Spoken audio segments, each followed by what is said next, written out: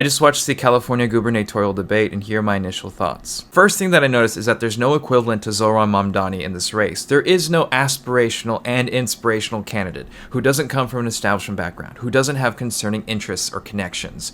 And unfortunately, that is the case for most US elections. You often have to pick someone who is kind of okay, as opposed to someone you can be genuinely enthusiastic about. Starting with the Republicans, there's Steve Hilton. He largely blamed Democrats for the issues in the state, and he also blamed high taxes, claiming that he would cut taxes and reduce spending in order to help make California more affordable. As to how that would work, I'm not exactly sure. He did not provide a whole lot of substance toward that. He kind of just relied on a lot of buzzwords. Chad Bianco was even worse than Steve Hilton. He was the worst candidate on the stage by far, often providing oversimplified narratives or simply just preaching ignorance. For instance, claiming that we need to ignore race as an issue, that's not really something that concerns America anymore, when America's racial history is intertwined throughout its entire existence, and that's something that really can't be ignored if you're trying to address problems.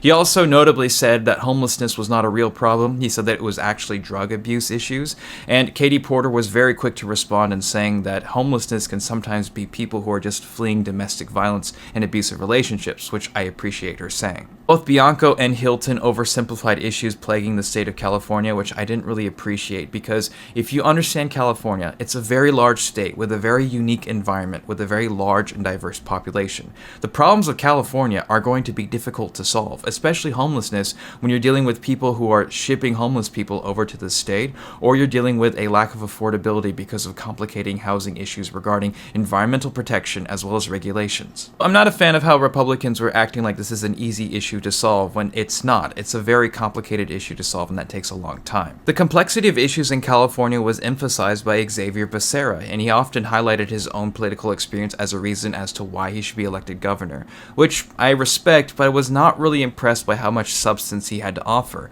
He talked about his experience, but he didn't really provide a whole lot of solutions as to how he would attempt or work towards solving those problems. I felt the same way about Porter, honestly. Both Porter and Becerra seemed to lean more into the one side of American debate politics where you try to be emotionally relatable and you try to cater to an audience, as opposed to the other side of debate politics where you divulge more about what policies you would support if you were elected.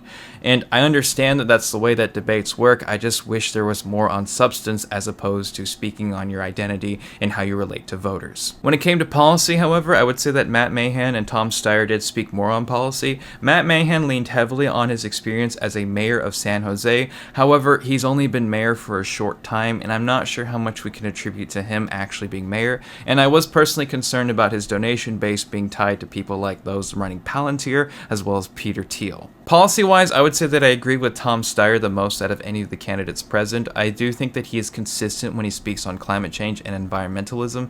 I am concerned, however, because he's also very much a capitalist, and I don't believe that you can be an environmentalist and a capitalist at the same time. I think that those are two contradicting forces, but that is a discussion for another day. I really liked how Steyer addressed environmentalism and affordability as systemic issues, not as personal failures, and that's because I'm more deterministic than most people. I believe that people react to their environment, and when you have a bad environment, people make bad decisions. And so him saying that it's a systemic issue as opposed to people not recycling enough or turning off their lights more often was something that I really appreciated. After the debate, deciding that I liked Tom Steyer the most out of what I saw, the next question is, has he been consistent with his political affiliation and with his beliefs that he's speaking on, and what are his business interests? Does he have any concerning ties to groups like AIPAC, for instance? So I looked up criticisms of Tom Steyer, and the biggest criticism by far is that he is a billionaire, which heavily risks being out of touch with the average American voter, making about $60,000 a year. The other two criticisms that I found is that he had some business ties to CoreCivic, a private prison company, as well as some coal mining operations despite calling himself an environmentalist.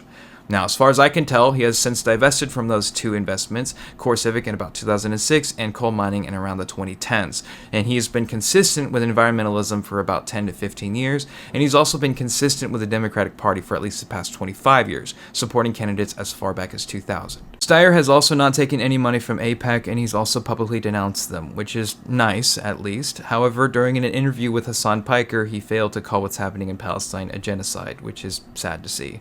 So, like I said before, there is no Zohran Mamdani in this race. There is no inspirational candidate to be enthusiastic about. It's just a lot of people who are just kind of okay. And I agree with Tom Steyer the most policy-wise. However, I would also support Xavier Becerra as well.